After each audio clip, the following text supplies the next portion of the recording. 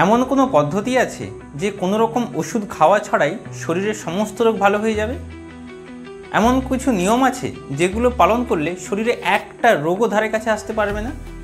আপনি যদি অলরেডি রোগাগ্রস্ত হয়ে থাকেন সেই রোগ অটোমেটিক ছাড়বে, এবং আপনি যদি রোগাগ্রস্ত না হন তাহলে এমন একটা পদ্ধতি আজকে বলবো যেগুলো মেনে চললে আপনার কিন্তু শরীরে রোগ অ্যাটাক করতে পারবে না। হ্যাঁ, এটা সত্যি, এটা হয়েছে, আমি আমার নিজের জীবনে অ্যাপ্লাই করেছি। আমার নিজের জীবনের বহু রোগ এই একটা টেকনিক অ্যাপ্লাই করে আমি সারিয়েছি, কোনো রকম ওষুধ খাওয়া ছাড়াই। তাই আপনাদের সাথে আজকে আমি সেই গোপন সিক্রেটটা আমি আজকে শেয়ার করব। সেই পদ্ধতির নাম হচ্ছে ফাস্টিং বা উপবাস। একটা ফ্যাক্ট বলি, 2016 সালে জাপানের এক বিজ্ঞানী ইয়োশিনারি ওসুমি 2016 সালে উনি কি করেছিলেন? নোবেল পুরস্কার পেয়েছিলেন। কিসের জন্য? অটোফেজি আবিষ্কার করার জন্য। অটোফেজি কথার অর্থ কি আমি ডিটেলসে বলছি। অটোফেজি কথার অর্থ নিজেকে খেয়ে নেওয়া, অর্থাৎ কিছু কিছু কোষ যেগুলো অপ্রয়োজনীয় বা দূষিত কোষ, সেই সব কোষকে অন্যান্য কোষ নিজের থেকেই খেয়ে নেয়, সেটা হচ্ছে কি অটোফেজি। এটা কি করে হয় বা কখন হয় দেখুন, ভালো করে বুঝুন। যখন আমরা খালি পেটে থাকি তখন কিন্তু এই অটোফেজি চলতে থাকে। বুঝাতে পারলাম? এবার আসছি এই ফাস্টিং বা উপবাস কি। দেখুন, আমাদের যে ডাইজেস্টিভ সিস্টেম, আমাদের ডাইজেস্টিভ সিস্টেমে প্রথমে কি থাকে? মুখমণ্ডল থাকে। আমি ছবিটা দিয়ে দিচ্ছি, দেখে নিন। মুখমণ্ডল, তারপর গ্রাসনালী, তারপর পাকস্থলী, এদিকে লিভার, ওদিকে অগ্নাশয়, তারপর ক্ষুদ্রান্ত, বৃহদন্ত, তারপর পায়ুপথ। তাহলে টোটাল সিস্টেমটার কাজ কি? আপনারা বলবেন আমরা শুধু খাচ্ছি, খাওয়ার হজম করাই টোটাল ডাইজেস্টিভ সিস্টেমের কাজ। এটা কিন্তু ভুল।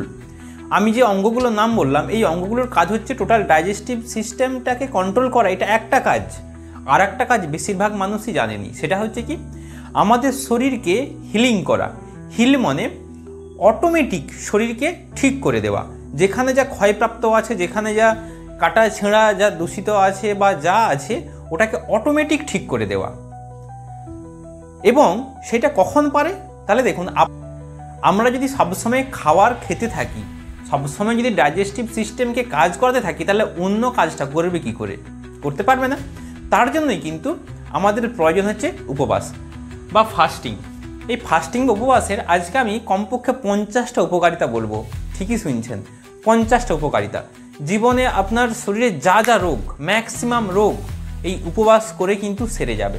আমি ভিডিও শেষকালে বলবো কিভাবে উপবাস করবেন, এবং যারা একেবারে খালি পেটে থাকতে পারেন না তাদেরও আমি নিয়ম বলবো। আমি দেরি না করে বলছি উপবাসের একটা উপকারিতা। চলুন শুরু করছি। আমরা যখনই বারবার খাবার খাই তখন কি হয়? আমাদের শরীরে গ্লুকোজের মাত্রা কিন্তু বেশি হয়। আর ওই গ্লুকোজের মাত্রাকে নিয়ন্ত্রণ করার জন্য একটা হরমোন যেটা হচ্ছে ইনসুলিন খরিত হয়। ইনসুলিন যেটা অগ্নাশয় থেকে খরিত হয়। এবার যখনই আমরা বেশি পরিমাণে খাবার খাচ্ছি তখনই কিন্তু শরীরে গ্লুকোজের মাত্রা বেড়ে যাচ্ছে, এবং ইনসুলিন কি হচ্ছে? ক্রমশ ক্ষয়প্রাপ্ত হচ্ছে, যার জন্য আমাদের শরীর রক্তে গ্লুকোজের মাত্রা বেড়ে যাচ্ছে। ফলে কি হয়? ডায়াবেটিস হওয়ার চান্স বেড়ে যাচ্ছে। দেখুন, যদি কেউ উপবাস পালন করে তাহলে কিন্তু আমি নিশ্চিত করে বলছি আস্তে আস্তে ধীরে কী হবে? অটোমেটিক তার রক্তে শর্করার মাত্রা কমতে থাকবে। ফলে সে টাইপ টু ডায়াবেটিস বা যেটাকে বলা হয় ডায়াবেটিস ইনসিপিডাস, এটাতে সে কিন্তু সুস্থ হবে। 2 নম্বর, যখন আমরা উপবাস করছি অর্থাৎ খালি পেটে থাকছি তখন কি হয়? আমাদের ব্রেন সেল, মস্তিষ্কের যে কোষ এবং নিউরন, সেগুলো খুব দ্রুত গতিতে বৃদ্ধি হয়। দেখবেন আপনারা যখন খাওয়া দাওয়া করবেন, খাওয়ার পরে কি একটা আলিশ আসে। যখন ভারী খাবার খেলেন, ভাত খেলেন, আলিশ আসে, ঘুম পায়। কেন ঘুম পায় জানেন? যখন আমরা খাবার খাচ্ছি পেট ভরে, তখন আমাদের গোটা শরীরের যে ব্লাড ওই পেটের বা পাকস্থলী, ক্ষুদ্রান্ত চারদিকে চাপ দিচ্ছে। ফলে মাথা থেকে রক্ত চলে যাচ্ছে কোথায়? ওখানে। ফলে ব্রেনে ব্লাড সার্কুলেশন কম হচ্ছে, ফলে চিন্তাধারা করার ক্ষমতা কমে যাচ্ছে, ফলে স্মরণশক্তি কমে যাচ্ছে। উপরন্তু যখন আমরা খালি পেটে থাকবো তখন পেটের মধ্যে রক্তটা আসছে না, ফলে পুরো রক্তটা, বেশিরভাগ রক্ত যাচ্ছে কোথায়? ব্রেনে। তো তার জন্য কী হয়? চিন্তা করার ক্ষমতা বা ভালো চিন্তা করার ক্ষমতা, তার সাথে স্মরণশক্তি, এই সবগুলো বৃদ্ধি পায়। আপনারা শুধু নোট করবেন কি কি কতগুলো উপকারিতা হয় এবং শুনলে চমকে যাবেন। পরের উপকারিতা, আজকাল একটা প্রধান সমস্যা ওয়েট গেন, ওজন বৃদ্ধি। বেশিরভাগ মানুষ স্থূলতাতে ভুগছে। এই স্থূলতাতে বিভিন্ন রকম সমস্যা আসছে পরবর্তীকালে। অ্যাকচুয়ালি স্থূলতা মানে কি, আমাদের শরীরে যে মাসেল বা কোষ ওইটা ট্রান্সফার হয়ে যায় ফ্যাটে।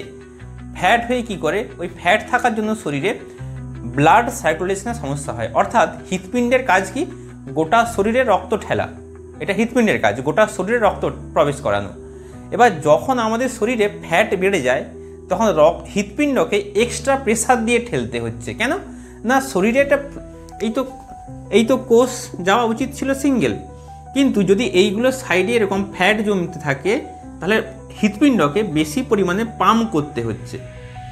ফলে কি হয়, হৃৎপিণ্ডের উপর বেশি প্রেসার পড়ছে। পরবর্তীকালে এর জন্যে হার্ট অ্যাটাক, ঠিক আছে, স্ট্রোক ইত্যাদি রোগ হয়ে থাকে। তাই মোটা হওয়া একটা খুব বড় সমস্যা, ঠিক আছে, এবং এর জন্য ভবিষ্যতে অনেক বড় বড় রোগ হতে পারে।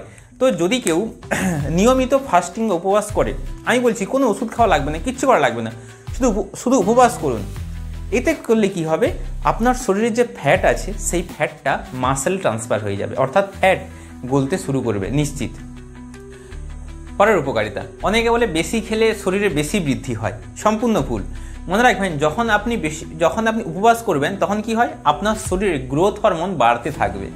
ঠিকই শুনছেন, গ্রোথ হরমোন বাড়ানোর জন্য অনেক কিছু করে, এক্সারসাইজ করে, ব্যায়াম করে, এই প্রোটিন খায়, ওই ভিটামিন খায়। আমি বলছি না, সমস্ত রিসার্চ বলছে যে গ্রোথ হরমোন তখনই বাড়ে যখন আমরা উপবাস থাকি।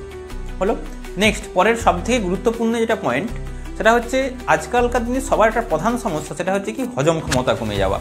যা খাচ্ছে, অ্যান্টাসিড খাচ্ছে, ইনো খাচ্ছে, পেটে গ্যাস হচ্ছে, অ্যাসিড হচ্ছে, বুক জ্বালা করছে। এবার এই অনেক ওষুধ খেয়েও কাজ করছে না। ওষুধ খেলাম, ভালো হলো, আবার যেই কেসেই। এই ওষুধ শরীরের মধ্যে বেশি প্রবেশ করানো আবার খারাপ, ঠিক আছে। এবার যখন আপনি উপবাস করবেন, সব থেকে গুরুত্বপূর্ণ আমাদের এই যে ক্ষুদ্রান্ত নালী রয়েছে, ক্ষুদ্রান্তে এরকম নালী রয়েছে, এই ক্ষুদ্রান্তের নালী আছে, নালীতে অসংখ্য ব্যাকটেরিয়া থাকে, এরকম ব্যাকটেরিয়া থাকে। এই ব্যাকটেরিয়া কি করে, ওই খাবারটাকে হজম করতে সাহায্য করে। যখনই আপনি খালি পেটে থাকছেন তাহলে এখানে কোনো খাবার নেই, বাকি যখন টাইম খাবার থাকছে তখন এই ব্যাকটেরিয়াগুলো কাজ কী করে, খাবারটাকে হজম করতে সাহায্য করে। যখন আপনি খাবার দিচ্ছেন না, পেটটাকে খালি রাখছেন, তখন এইগুলো কি হয়, পূর্ণ জীবন লাভ পায়, মানে রিল্যাক্স পায়। রিল্যাক্স পেলে কি হয়, সে বেশি এনার্জেটিক হয়। ফলে কি হয়, এইগুলো তার মানে ব্যাকটেরিয়াগুলো শক্তিশালী হয় এবং গুড ব্যাকটেরিয়ার সংখ্যা বাড়াতে থাকে। যার জন্য কি হয়, পরবর্তী দিন যেদিন আপনি উপবাস করবেন তারপর থেকে আস্তে আস্তে হজম ক্ষমতা অনেক উন্নতি হতে থাকবে। এটা যদি বিশ্বাস না হয়, আপনার প্রচণ্ড যদি সমস্যা হয়ে থাকে, পেটের সমস্যা, আপনি জাস্ট একদিন উপবাস করবেন।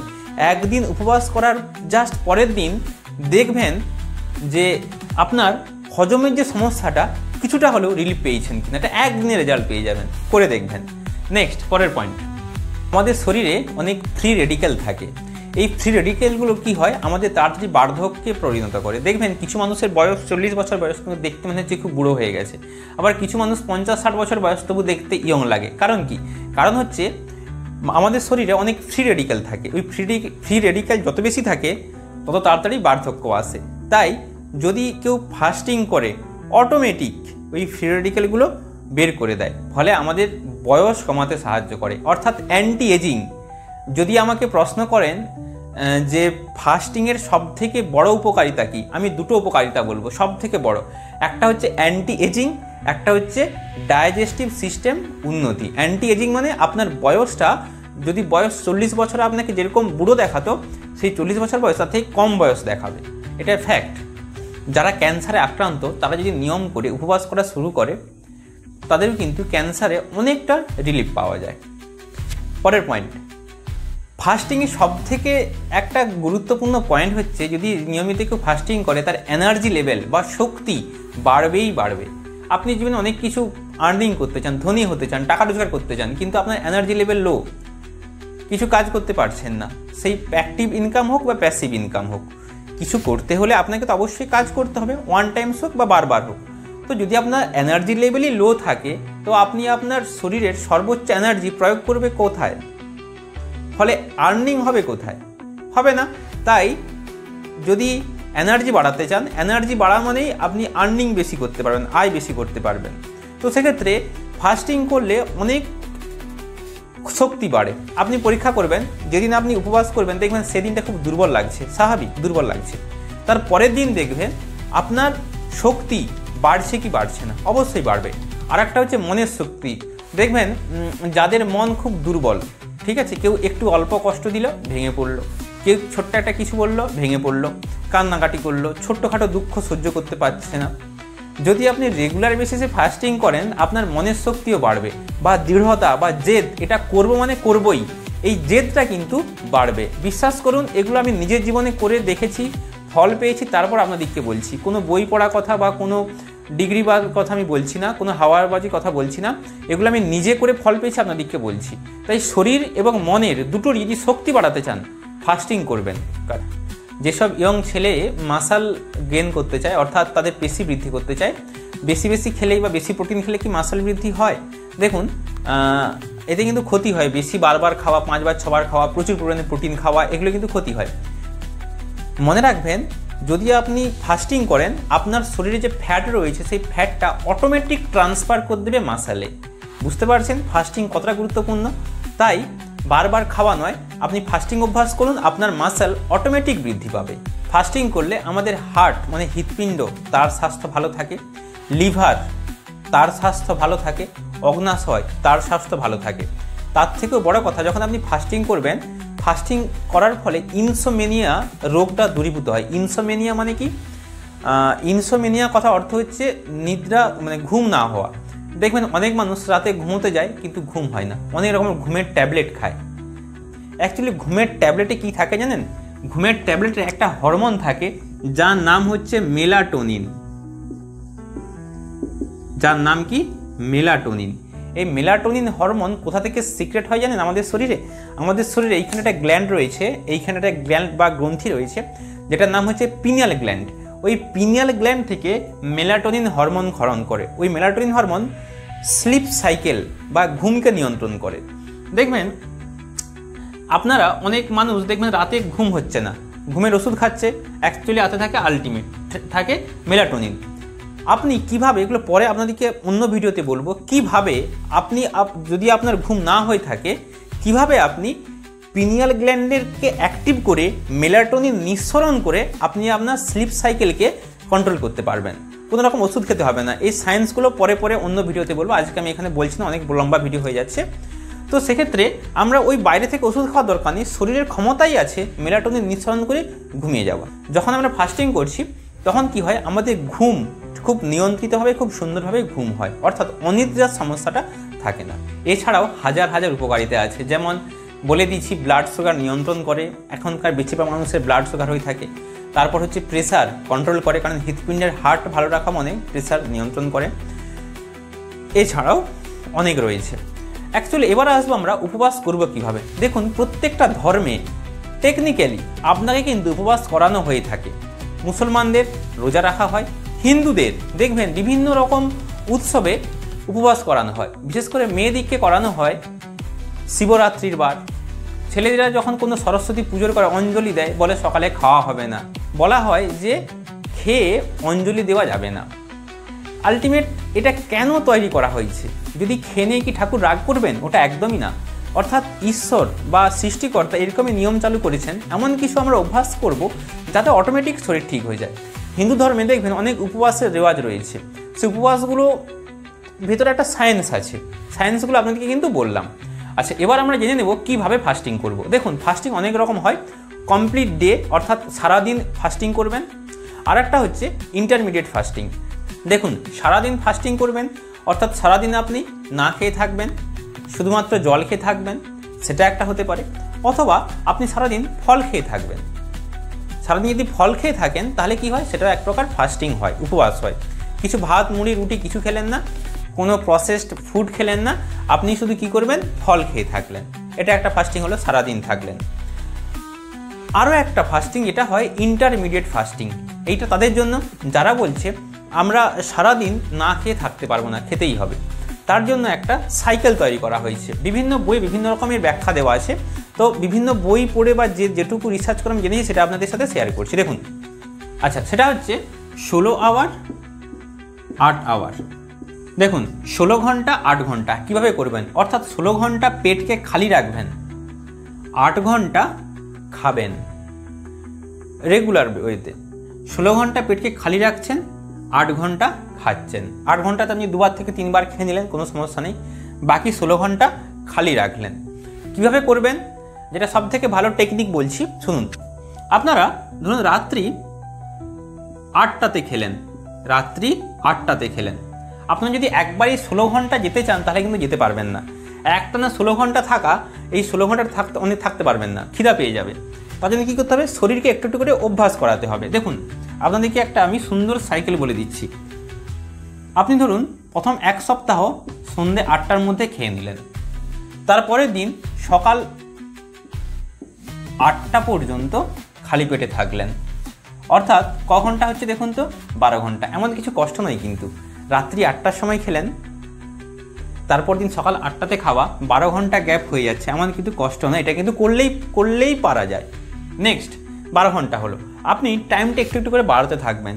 এখানে 8টাতে খেলেন, এখানে খেলেন 9টাতে, তাহলে ক ঘন্টা হচ্ছে, 13 ঘন্টা।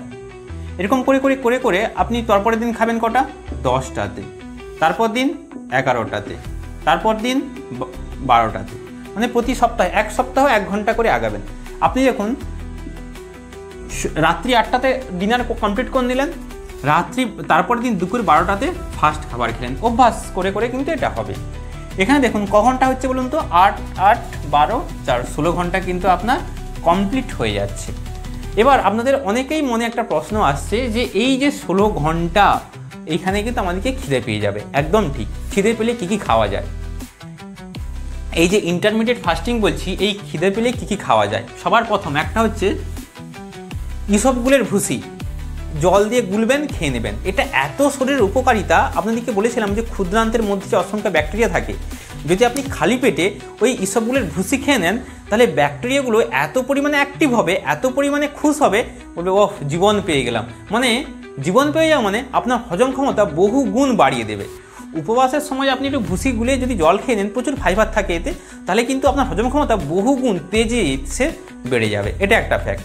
এছাড়া আর কি খাওয়া যেতে পারে, যখন আপনার খিদে লাগবে, মৌসুমি বা কমলা লেবু খাওয়া যেতে পারে।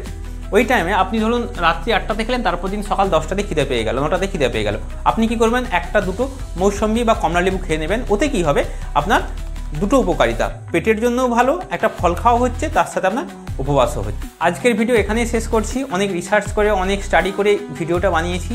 যদি মনে হয় ভিডিওটা হেল্পফুল, তাহলে বন্ধুদের সাথে শেয়ার করবেন, এবং যদি মনে হয় চ্যানেলটা সাবস্ক্রাইব করে রাখবো পরবর্তীকালে আরও ভালো ভিডিও দেখার জন্য, তো আপনারা সাবস্ক্রাইব করবেন, লাইক কমেন্ট ইত্যাদি করবেন। তো এখানেই শেষ করছি, টাটা, ভালো থাকবেন।